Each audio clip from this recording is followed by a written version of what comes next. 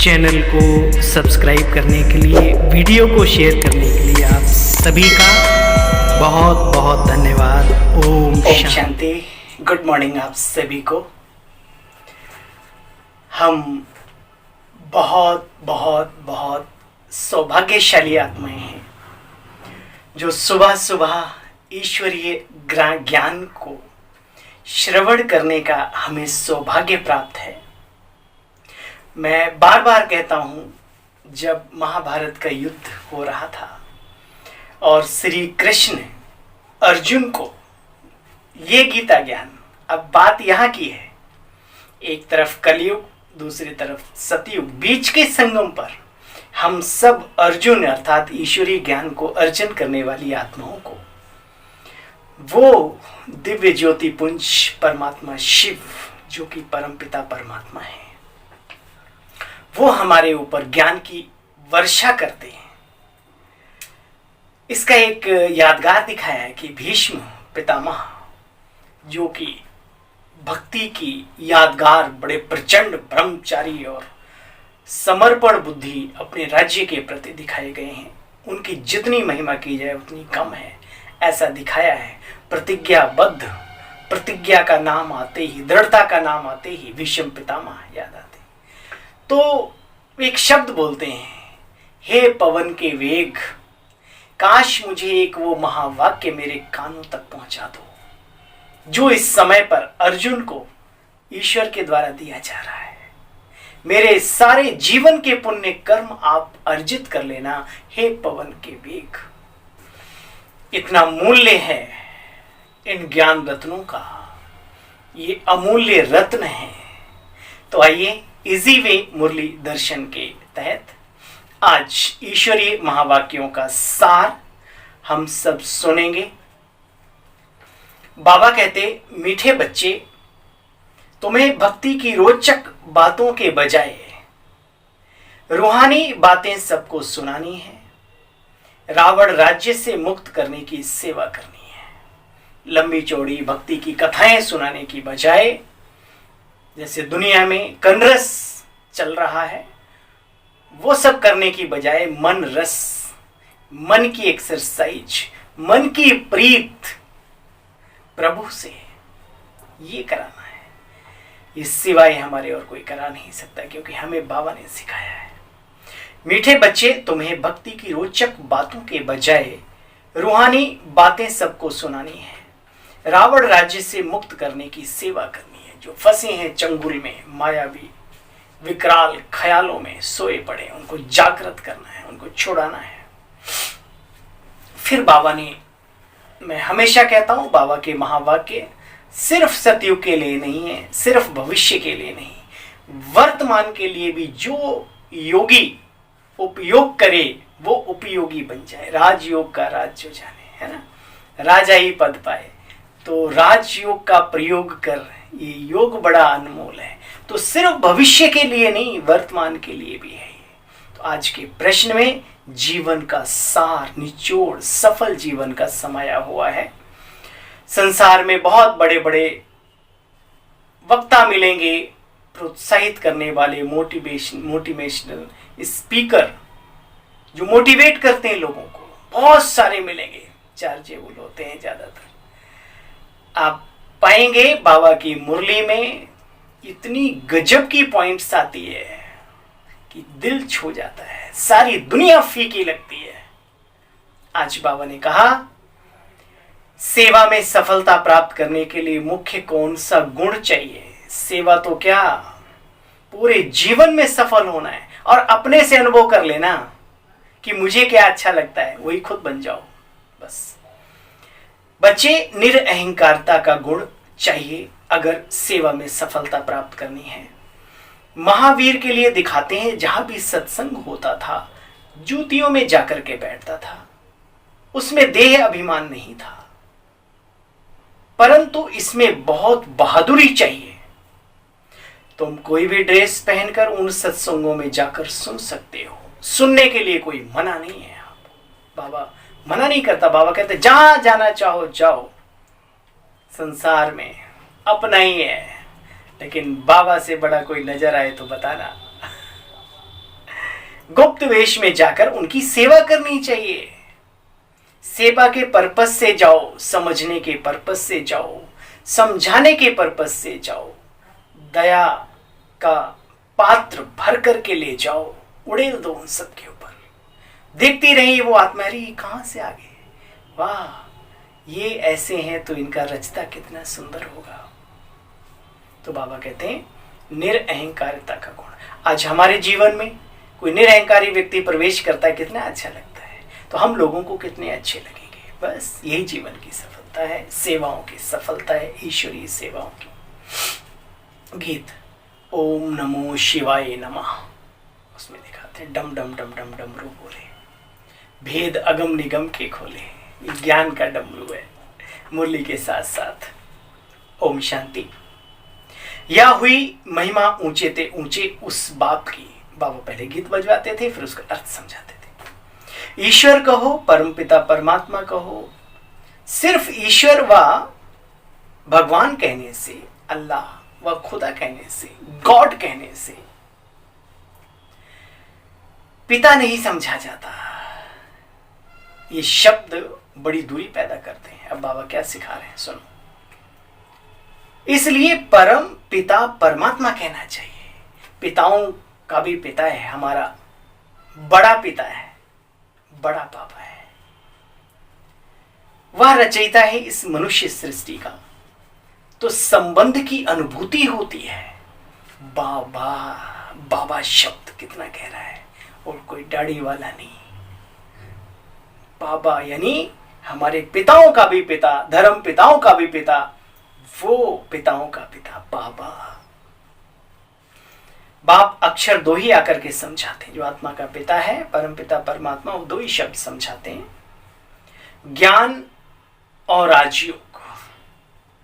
ज्ञान में सब कुछ आ जाता है, और योग माना मेडिटेशन, कैसे मन और बुद्धि उस सर्वशक्तिमान के साथ जोड़े हम। भारत का प्राचीन राजयोग भी बच्चे मशहूर हैं। बाप का बने तो वर्षे के लायक भी बने ना, पहले बाबा के बने तो वर्षे के लायक भी बने ना। बाप आकर के तुम आत्माओं से बात करते हैं। यह है रूहानी शिक्षा जो सुप्रीम रूह यानी परम पिता परम आत्मा बराबर परमात्मा आकर के देते हैं। यह है प्राचीन राजयोग और ज्ञान जो परमपिता परमात्मा ने आज से 5000 वर्ष पहले भी दिया था, जिससे तुम देवी देवता बने थे। फिर प्रायलोप हो गया। बच्चे प्रायलोप ना हो तो फिर बाप कैसे आकर के समझाएं?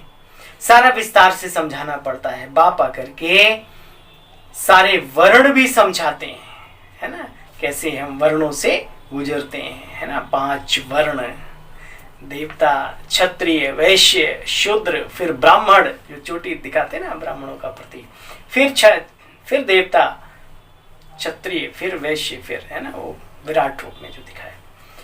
वर्णों के बारे में भी समझाते हैं बच्चे। ब्राह्मणों का पिता कौन? ब्रह्मा। ब्रह्मा भी चाहिए ना रचयिता। अच्छा, फिर ब्रह्मा का बाप कौन? भाई नेचुरली ब्रह्मा के द्वारा कैसे परमात्मा ने सृष्टि रची, ये बहुत गहरी बात है, एक बहुत अच्छी बात है। तपबल से जग सृजई विधाता, तपबल विष्णु भय परित्राता। तपस्या के बल से जग का सृजन विधाता यानी ब्रह्मा ने किया, सृष्टि का। तपस्या के बल से, विचार करना, किसकी तपस्या की उन्होंने, किसको याद किया, किसके बल, किससे बल प्राप्त किया, ये बहुत गहरी बात है। बाबा कहते हैं ब्रह्मा का बाप भी चाहिए। कौन है वो? ब्रह्मांड निवासी परमात्मा, दिव्य ज्योति पुंज। देखो बच्चे, देवताओं के ऊपर भी कैसी कैसी बातें मनुष्यों ने बनाई हैं।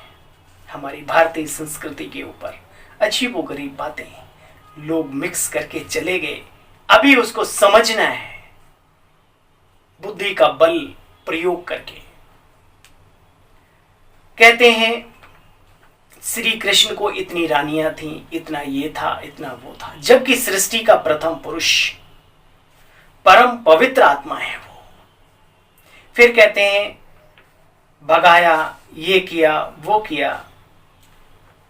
ये बातें आज भी सेट नहीं बैठती। एक सिंपल सभ्य व्यक्ति को शोभा नहीं देता किसी को भगाते भगाते। और कहाँ देवताओं के ऊपर, वो भी दिव्य, इतनी ऊंच हस्तियों के साथ ही बातें जोड़ दी। अब तुम जानते हो यही ब्रह्मा भविष्य में श्री कृष्ण बनते हैं। पूरे वर्णों के अंदर आप विचार करें, बस एक जन्म की उथल पाथल ने मनुष्यों को बिल्कुल उलझा दिया है। विष्णु की नाभि कमल से ब्रह्मा का निकलना, यानी दोनों का एक ही कनेक्शन होना, नारायण और ब्रह्मा का। तो बाबा कहते श्री कृष्ण नमो नारायण वासुदेवाय नमो नमः।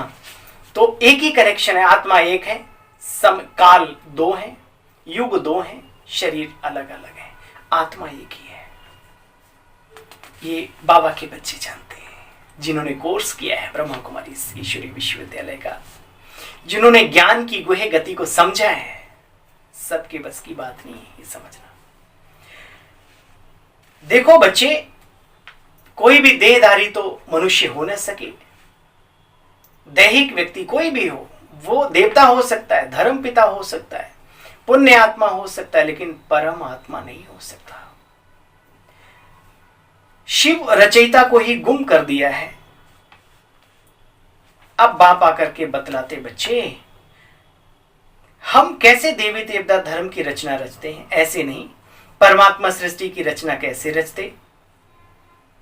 परम पिता परमात्मा को बुलाते हैं ना कि हे पतित पावन आओ। तो जब दुनिया पतित हो तब तो आए ना। जब पूरा कलयुग का अंधकार अंतिम स्टेज पे संसार पहुंच जाता है पतित पने में, तब उस परमात्मा को आना पड़ता है पतित से पावन बनाने के लिए। तुम इन बातों को बहुत अच्छी तरह से जानते हो, तो दूसरों को भी समझाने की हिम्मत रखो। फिर से तुमको सुख का वर्षा दिलाने, अर्थ फिर से तुम्हें राजयोग और ये ज्ञान आकर के सिखलाता हूं।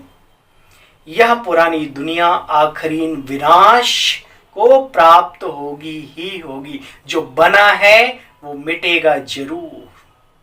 बस एक बात याद रखो, मनुष्य तो देखो विनाश से बहुत डरते हैं, समझते हैं आपस में ना लड़ें तो बड़ी शांति हो जाए। बच्चे, इतने अनेक धर्मों में शांति कैसे हो सकती है? बाप समझाते हैं, यह इतने सब धर्म जो अब हैं पहले नहीं थे। एक ही धर्म था, एक ही राज्य था, एक ही कुल था। वसुधैव कुटुंबकम, पूरी पृथ्वी पर एक ही साम्राज्य था, अटल अखंड। उस समय पर सुख भी था और शांति भी थी। तुम बच्चे जानते हो, वह पहले नहीं थे। जब एक ही धर्म था तब बरोबर सुख और शांति का राज्य था। अब सब शांति मांगते रहते, मन को शांति कैसे मिले? अरे पहले मन को तो समझो, मन क्या चीज है। आत्मा के अंदर ही मन और बुद्धि और संस्कार निहित होते हैं, अलग नहीं। जैसे एक क्या मैं कहूँगा, है ना, एक जैसे पुष्प है, आप समझो, है ना। इसमें ये पुष्प बना ही तब है जब इसमें अनेक पंखुड़ियां शामिल हैं। ऐसे ही जो तीन शक्तियां हैं, मन बुद्धि और संस्कार, ये आत्मा के गुण हैं। इन्हीं गुणों से आत्मा के अस्तित्व की पहचान होती है। मुर्दा कभी सोच नहीं सकता, मुर्दे में कोई संस्कार नहीं होते। मुर्दा बुद्धि से कोई जजमेंट नहीं ले सकता, बहुत सारी बातें। आत्मा है तो ये क्रियाकलाप चलता है जीवन के अंदर। तो बाबा कहते हैं, आत्मा में ही बच्ची मन और बुद्धि होती है। मनुष्य की जबान बोलती है, आंख देखती है, टोटल मिलाकर के कहते हैं मनुष्य दुखी है। आत्मा और शरीर दोनों को मिला के मनुष्य कहा। किसी को समझाना बच्चे है तो बड़ा सहज, बाप और वर्षे को याद करो, परंतु ये बड़ी गहरी बात है। इतना समझा देना सहज है, परंतु जब तक यह डिटेल किसी को नहीं समझाएं ज्ञान की, तब तक बुद्धि खुलेगी नहीं। अच्छा करेंगे, अच्छा लगेगा, लेकिन किसी न किसी बात में वो गड़बड़ रहेगा, उच्च पुरुषार्थ नहीं कर सकते, सृष्टि चक्र को समझ नहीं सकेंगे। जब कोई ड्रामा देख कर आते तो बुद्धि में आदि से अंत तक घूमता रहता है, तो हम राजयोगी आत्माओं की बुद्धि में भी ये ड्रामा के सीन घूमने चाहिए। सतयुग में क्या थे, त्रेता में क्या थे, द्वापर में क्या हुए, कलयुग में क्या बने, और अब आया है वो इस धरा पर फिर से क्या बनाने, हमें ही बनाने, किसी दूसरे को नहीं। ये सीन चलने चाहिए बुद्धि में। जैसे बाबा कहते हैं ड्रामा देख के आते हैं ना, तो खाते पीते उठते बैठते सोते जागते वो टिशुम शिशुम वो सब चलता रहता है। बाबा कहते हैं देखो बच्चे, तुम भी कहते हो हम इस ड्रामा को जानते हैं, तो फिर बुद्धि में चलना चाहिए। डिटेल तो बहुत है। 84 का चक्र जरूर घड़ी घड़ी याद करना चाहिए। जितना बाबा को याद करते हो उतना इस 84 के चक्र को भी याद करो, तो चक्रवर्ती महाराजा महारानी बनेंगे। बाबा ने एक बात कही, लेकिन ये जो खुशी, जो चेहरे पर रूहानियत है, ये चक्र को याद करने से आती है। वरना सूखे सन्यासी बनते हुए मैंने बहुत देखे, 4 घंटे 6 घंटे बैठे, पता नहीं क्या खो गया है उसको ढूंढ रहे हैं, थोड़ा सा कुछ गड़बड़ है एकदम आंखें लाल हो गई।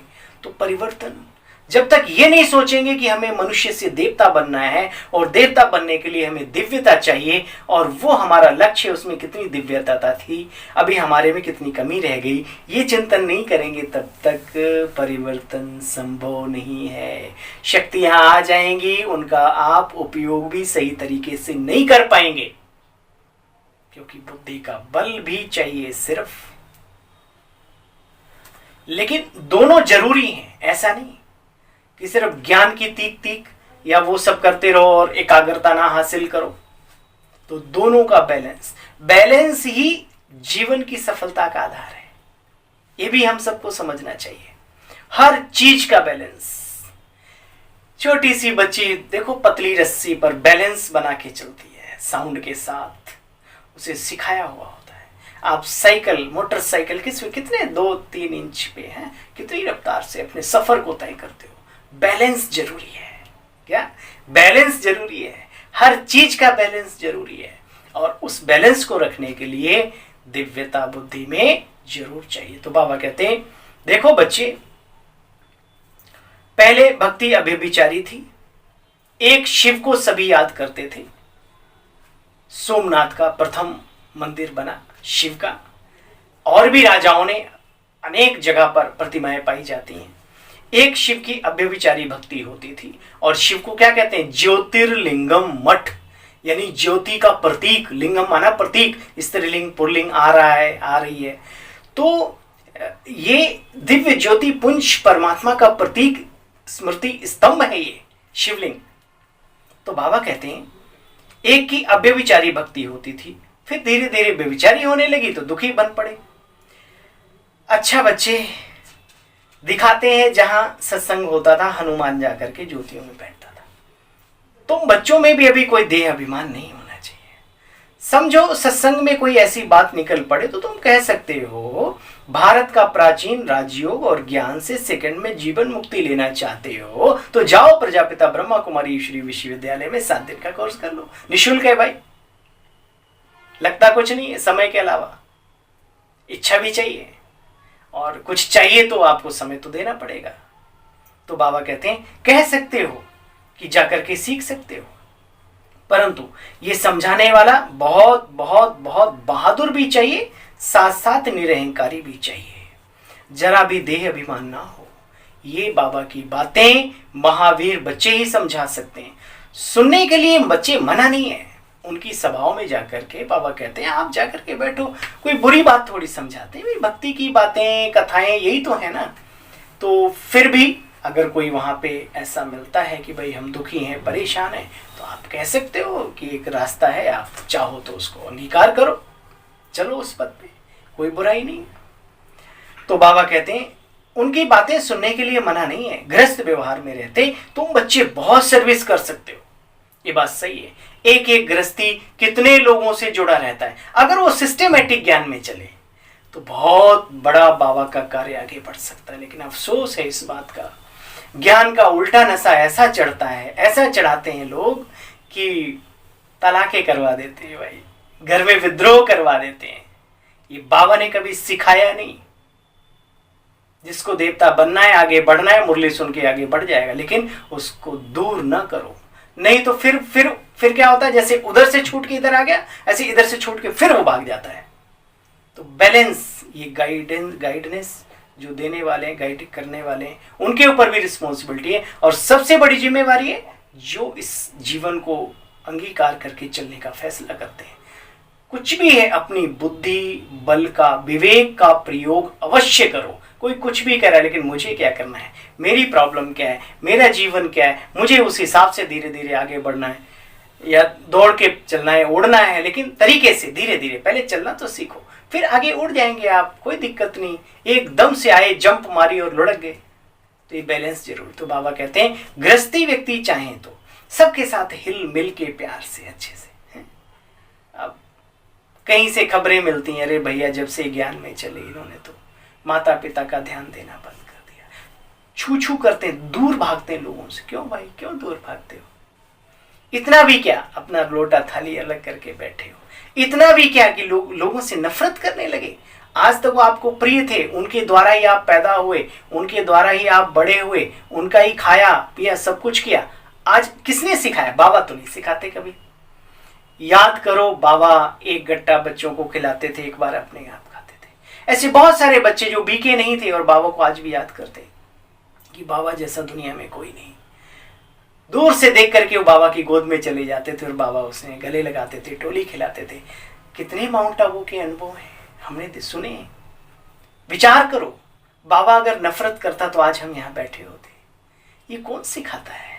अपनी स्वच्छता अपने तक सीमित रखो, लेकिन स्नेह सभी को दो, सम्मान सभी को दो, वरना एक दिन ये संसार दूर हो जाएगा आपसे और आप एकांत में पड़े होंगे, फिर बाबा भी याद नहीं आएगा। माफ करना मुझे। बाबा कहते बच्चे देखो, समझाने वाला महावीर ही समझा सकता है। तुम बच्चे गृहस्थ व्यवहार में रहकर बहुत सर्विस कर सकते हो। बाबा का नाम रोशन करना सीखो, नाम बदनाम नहीं। फिर लोग भागते हैं, ओम शांति में तो ये सिखा दिया जाता है, नहीं जाना उधर, नहीं जाना उधर, देखना भी नहीं उनकी तरफ। क्यों? हमारे कर्म क्रियाकलाप ऐसे वो देखते हैं, हमारी भावनाएं वो पढ़ लेते हैं। बाबा कहते सर्विस कर सकते हो। बोलो राजयोग सीखना है तो ब्रह्मा कुमारियों के पास आओ। बच्चे एक दिन आएगा, तुम्हारा नाम बाला होगा, मेजॉरिटी हो जाएगी, अभी थोड़े हो। अच्छा बच्चे, सर्विस करने वालों को तो बहुत विचार सागर मंथन करना चाहिए। किस तरीके से अपनी पैठ बनाएं लोगों के बीच में, किस तरीके से लोगों के दिलों को हम दिल जीतू बने और बाबा की तरफ उनको जोड़ दें। बहुत बड़ा पुण्य है। अकेले ही चल रहा था तो फिर तो सन्यासी बन जाते। जब रहे समाज में रहे हो तो समाज का उद्धार भी करना सीखो। अच्छा, विचार सागर मंथन भी करना है और बहुत बहुत बच्चों को बहादुरी बनना है। अगर सेवा करनी है, सर्विस करनी है तो ठीक है। अच्छा, मीठे मीठे स्किल्ड बच्चों प्रति माता पिता बाप दादा का याद प्यार और गुड मॉर्निंग। रूहानी बाप की रूहानी बच्चों को नमस्ते। हम सब रूहानी बच्चों की रूहानी मीठे बाप दादा को नमस्ते नमस्ते नमस्ते। तो सार सुना, जीवन की सफलता का आधार क्या है, सर्विस की सफलता का आधार क्या है। देह अभिमान छोड़ महावीर बन सेवा करनी है। ठीक है। वरदान, नथिंग न्यू की युक्ति द्वारा जो भी बीता कोई नई बात नहीं, फिक्स है, सारा चल रहा है। नथिंग न्यू की युक्ति द्वारा हर परिस्थिति में मौज की स्थिति का अनुभव करने वाले सदा अचल और अटोल भाव। हर क्षण, हर घड़ी, हर पल हम बदल रहे हैं। फ्रेश महसूस करो अपने आप को, तभी नथिंग न्यू की जब स्मृति रहेगी तब कि कोई नई बात नहीं है। ओके। ब्राह्मण अर्थात, आज ब्राह्मण का अर्थ बाबा ने बताया, परिभाषा सिखाई बाबा ने। ब्राह्मण अर्थात सदा मौज की स्थिति में रहना। कौन सी मन? मन की मौज, मन चंगा जिसको दुनिया में कहा जाता है। दिल में सदा स्वताही गीत बजता रहे, वाह बाबा वाह और वाह मेरा भाग्य वाह। दुनिया की किसी भी हलचल वाली परिस्थिति में आश्चर्य नहीं, फुल स्टॉप। क्या आश्चर्य नहीं, लेकिन फुल स्टॉप, पूर्ण विराम। जो बीत गया, कुछ भी हो जाए, लेकिन आपके लिए नथिंग न्यू, कोई नई बात नहीं। इतनी अंदर से अचल स्थिति होवे, क्या क्यों में कभी मन मुझे नहीं, तब कहेंगे अचल अडोल आत्माएं। बहुत अच्छी बात आज मेरे सामने जीवन में आई। मैंने कहा ये अच्छा। बोले सत्येंद्र भाई क्या बताएं, अगर ये सब नहीं होगा तो कलयुग किस बात का है? अरे वाह, कमाल है। बोला सब कुछ अच्छा अच्छा हो, हमारे हिसाब से चलें, सब वातावरण अच्छा हो, तो फिर इसे आप कलयुग कैसे कहेंगे? कलयुग या घोर कलयुग तो तभी कहलाया जाएगा जब इसमें अति हो जाए। बात सही है, सीखना होता है हर व्यक्ति से, बाहर वालों से भी सीखना होता है। मुझे बड़ा अच्छा लगा, मैंने कहा वाह, ये तो बाबा की बात है कि जब सब अच्छा अच्छा होगा तो तुम पुरुषार्थ किस बात का करोगे? तो बाबा कहते हैं क्यों में मन नहीं, क्या क्यों में मन नहीं मुझे, तब कहेंगे अचल अडोल आत्माएं। स्लोगन, वृत्ति में शुभ भावना हो सभी के लिए, वृत्ति में शुभ भावना हो, शुभ कामना हो, तो शुभ वाइब्रेशंस फैलते रहेंगे।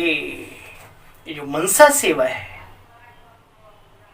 इसको करने के लिए हमें अपनी मनसा को शुद्ध, श्रेष्ठ, शक्तिशाली, स्वच्छ बनाना पड़ेगा, सभी के लिए प्यार पैदा करना पड़ेगा। इसलिए बाबा ने कहा सबके लिए शुभ भावना हो, शुभ कामना। जिस व्यक्ति के हृदय में समाई हुई है दोनों चीजें, उसके अंदर से निरंतर आत्मा के अंदर से वो तरंगें, वाइब्रेशंस स्वतः ही फैलते रहेंगे, सभी को टच होंगे चुंबक की तरीके से। ठीक है, अच्छा भाई, ओम शांति। उन सभी महान दिव्य आत्माओं को पुनः एक बार नमन, वंदन, अभिनंदन और दिल से बहुत बहुत आभार, जो इस चैनल को सब्सक्राइब भी करते हैं और अपनी बात अपनों तक, अपने बाबा की बातें अपनों तक तो कम से कम पहुंचा ही देते हैं, अनेक ग्रुपों में शेयर करते हैं। बहुत अच्छा, अगर खुद को जो अच्छा लगे सब तक पहुंचाना ही चाहिए। चलिए, ओम शांति, गुड मॉर्निंग आप सभी को।